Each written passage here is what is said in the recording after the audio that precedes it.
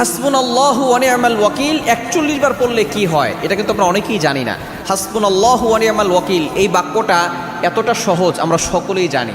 এই বাক্যটা পড়েছিলেন হযরত ইব্রাহিম আলাইহিস সালাম। ইব্রাহিম আলাইহিস সালাম যখন কঠিন বিপদে পড়েছিলেন তখন এই বাক্যটা পড়েছিলেন এবং আল্লাহর কাছে এই বাক্যটা এতটা ভালো লেগেছে আল্লাহ তাআলা এটাকে কোরআনুল কারীমের ভিতরে আয়াত হিসেবে নাযিল করে দিয়েছেন। এটা পবিত্র কোরআনুল কারীমের 4 নম্বর পারার 11 নম্বর পৃষ্ঠার 15 নম্বর লাইন সূরা আলে ইমরানের 173 নম্বর আয়াতের শেষের অংশ।